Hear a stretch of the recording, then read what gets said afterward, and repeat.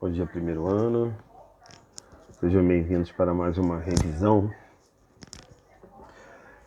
do nosso livro, da unidade 4, cujo objetivo era falar sobre solo, formação do solo, características e uso do solo, processo de erosão, processo de intemperismo, forma de prevenir o mau uso do solo e quais são os principais tipos de degradação. Nós começamos a falar na semana passada como o solo se forma, né? O que seria o solo? Então, professor, o primeiro passo é a gente aprender que o solo é a camada superficial da crosta terrestre composta de minerais desagregados das rochas, cujo processo pode ser a desagregação de material orgânico, material vegetal, material animal. Essas rochas elas vão ser provenientes, né, da ação de milhares de anos dos processos erosivos que aconteceram lá no passado. Formou-se a rocha. Depois, para se formar o solo, há uma ação que a gente vai chamar isso de intemperismo no processo da pedogênese. Esse processo de intemperismo vai ser o processo no qual a desagregação da rocha através de material orgânico, químico e físico. Então, intemperismo é desagregação, é o processo no qual o solo ele vai ser formado pela ação do intemperismo. E aí a gente fala sobre um pouquinho do intemperismo. Primeiro deles, temperismo químico ou temperismo físico, que é a desagregação da rocha por ações de alta temperatura, baixa temperatura, isso continuamente ao passar dos milhões de anos, a rocha ela vai se decompor, ela vai se desagregar. E ela se desagregando, ela vai formar o solo, ela vai ficar desgastada com o passar do tempo. E no temperismo, então, você vai pegar mais ou menos o que a gente chama de areia. E essa areia, dependendo de quais rochas elas são provenientes, o que vai acontecer? Ela vai formar um tipo de solo, que também é importante a gente pensar os principais tipos de solo brasileiro. Então, o primeiro tipo de intemperismo, temperismo físico ou intemperismo mecânico. É aquele intemperismo onde os minerais eles vão se desgastar pela ação de temperatura, né? Por isso a gente chama temperismo físico. Aí eu falo de desagregação ou fragmentação da rocha, tá ok? Segundo tipo de intemperismo, intemperismo químico, é aquele em que a ação da água, a presença de gases na água, da chuva, como um exemplo, o gás carbônico, tá? Ele corrói os minerais da rocha. Corroendo os minerais da rocha, eles vão se desagregar, formando assim um tipo de solo, né? Que a gente fala mais um pouquinho à frente. Então, lembrando, processo erosivo no relevo, processo de intemperismo nas rochas. Terceiro tipo de intemperismo, temperismo biológico, orgânico, aquele que os animais, as plantas, por meio dos processos dos ações de líquens, ações de musgos, eles vão produzir nitratos, produzir ácidos orgânicos nos quais vão agir para decompor os minerais da rocha. Sempre lembrando, o intemperismo é a decomposição, a fragmentação dos minerais da rocha. E o temperismo biológico ou orgânico, ele vai ser justamente aquele que é ação de animais ou ação de vegetais, né? Animais, o processo de destruição, escavação, com o passar do tempo eles vão corroendo a rocha e as plantas através das suas raízes ou os processos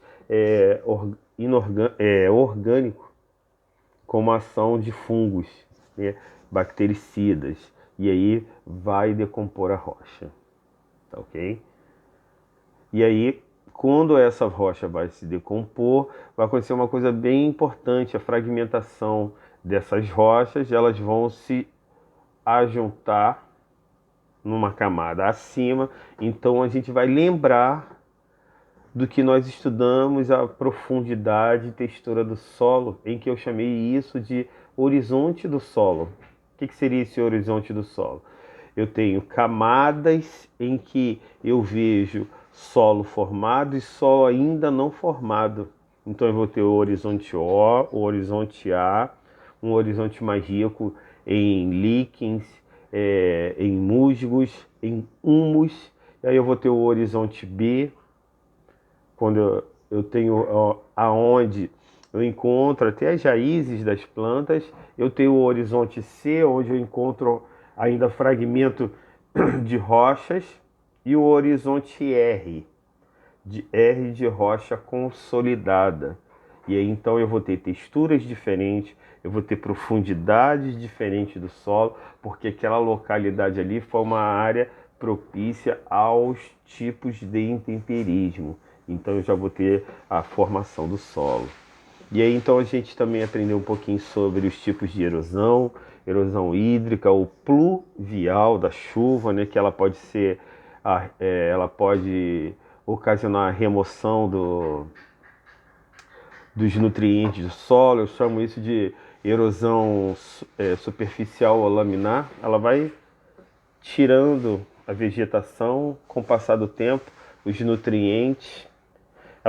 Essa erosão pluvial, ela pode retirar esses nutrientes também formando canais ou ravinas no solo. A gente vai ver aqueles arranhos, uns canais que a gente percebe quando a água vai criando o seu direcionamento. Também tem um tipo de erosão chamado vossorocas, que ela cria grandes, espaçosos, tá? Largos e fundos, sulcos, né? Em que ela vai retirando os nutrientes do solo, podendo até atingir os lençóis freáticos. E aí, se aquela região ali tiver contaminada, contaminação do solo, contaminação do lençol freático, desencadeamento na estrutura do solo. Vimos um outro tipo de erosão que é mais fácil da gente perceber, que é quando a rocha é esculpida pela ação do vento, partículas erodidas, né? Partículas de solo, partículas de areia, posso falar assim também. Então, existe esse processo de erosão que, ao mesmo tempo, também pode se transformar num processo de desagregação do solo, através da acidificação dele, né? O solo fica ácido, o solo receber uma lavagem, né? Como a água faz. A gente chama isso de desagregação através da lixiviação, laterização, camadas ferruginosas, compactação do solo, e materiais pesados, como as mineradoras, como eu expliquei na semana passada, elas fazem com os dejetos que eles retiram do solo. Tá? E aí vimos que nós temos dois tipos de solo muito importantes: solo de massapé, que é encontrado no litoral brasileiro, um solo importante a partir da decomposição das rochas de gneiss, e um solo mais fértil que nós temos aqui no Brasil, extremamente fértil, que é o solo de terra roxa, no qual houve aquele casamento que eu falei do terroir, café, o clima e o solo favorecendo esse cultivo em que nós somos grandes exportadores, tá? Então, formas de prevenção agora.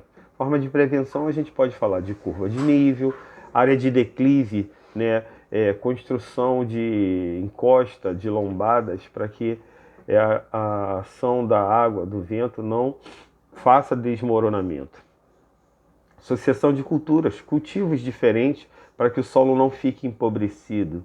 Terraceamento, canais não, construções íngremes, degraus de construção, para que a água da chuva ela não venha retirar os nutrientes do solo, tá bom? A gente se encontra daqui a pouco, vamos corrigir esses exercícios do capítulo 4 e ficaremos prontos para futuras avaliações. Mas lembrando, são vocês que conduzem as aulas, são vocês que precisam perceber se o enunciado da questão, se a questão está certa ou se a questão está errada, tá bom? Aguardo vocês.